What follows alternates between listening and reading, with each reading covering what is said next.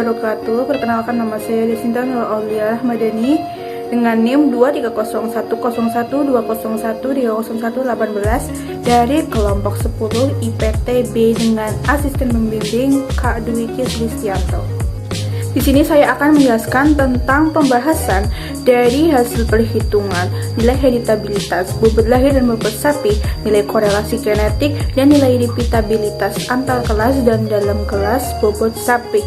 Untuk datanya sebagai berikut.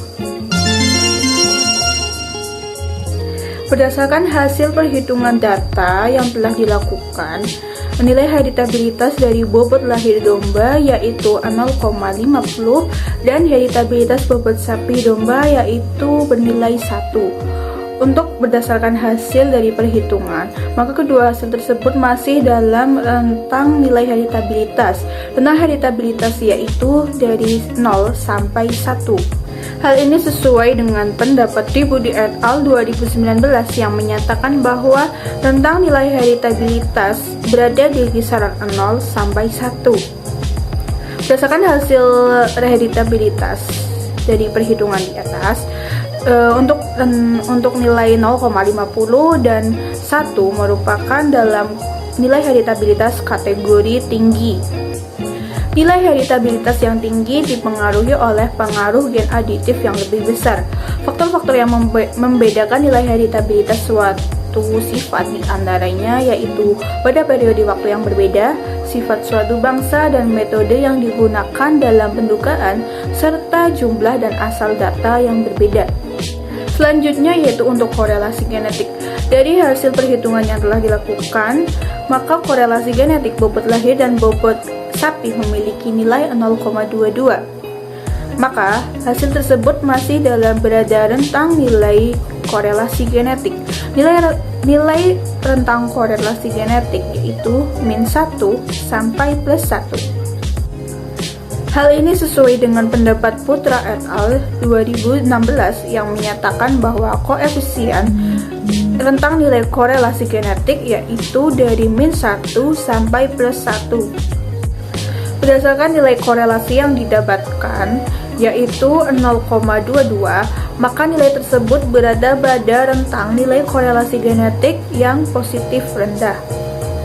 Hal ini sesuai dengan pendapat Girsang et al. 2016 yang menyatakan bahwa nilai korelasi genetik berada pada kategori rendah dengan nilai 0,05 sampai 0,25, kategori sedang dengan nilai 0,25 sampai 0,50, dan kategori tinggi dengan nilai 0,50 sampai 1.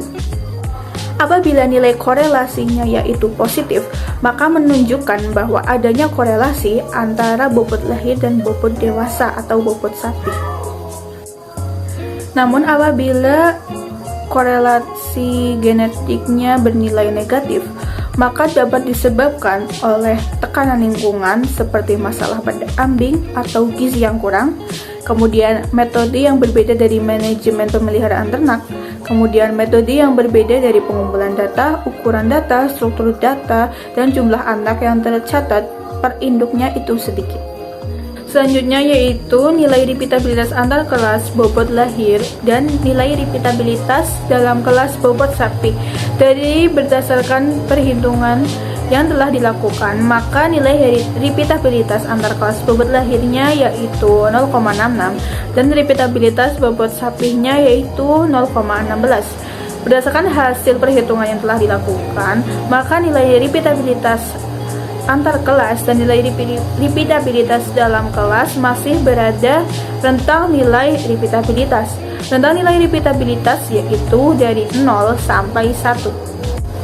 Berdasarkan hasil perhitungan yang telah dilakukan, nilai repeatabilitas antar kelas bobot lahirnya yaitu 0,66 berada dalam kategori tinggi, sedangkan nilai repeatabilitas dalam kelas bobot sapi berada dalam kategori rendah. Hal ini sesuai dengan pendapat Lande et al. 2019 yang menyatakan bahwa repeatabilitas dikategorikan rendah apabila nilainya kurang dari 0,2. Dikategorikan sedang apabila bernilai 0,2 sampai 0,4 dan dikategorikan tinggi apabila bernilai lebih dari 0,4. Nilai repeatabilitas yang tinggi menunjukkan bahwa tetua memiliki peluang yang tinggi untuk memiliki anak yang memiliki bobot badan yang sama seperti pada anak sebelumnya. Jadi kesimpulannya, dari nilai heritabilitas, korelasi genetik, dan repeatabilitas antar kelas dan dalam kelas masih berada pada rentang nilai masing-masing. Jadi untuk faktor-faktor yang mempengaruhi pada nilai heritabilitas misalnya, yaitu pada genetik, kemudian metode pendugaan yang digunakan, kemudian dari jumlah dan asal data. Kemudian faktor yang mempengaruhi dari perhitungan nilai korelasi genetik. Apabila korelasi genetik tersebut bernilai negatif, maka dipengaruhi oleh metode yang berbeda dari manajemen pemeliharaan ternak, kemudian metode dari pengumpulan data, ukuran data, struktur data, dan jumlah anak yang tercatat per individu sedikit. Kemudian faktor dari perhitungan nilai repeatabilitas sendiri sama seperti yang lainnya, yaitu dari metode penghitungan dan dari asal dan jumlah datanya.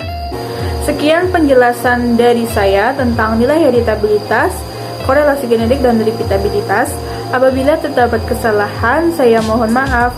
Assalamualaikum warahmatullahi wabarakatuh.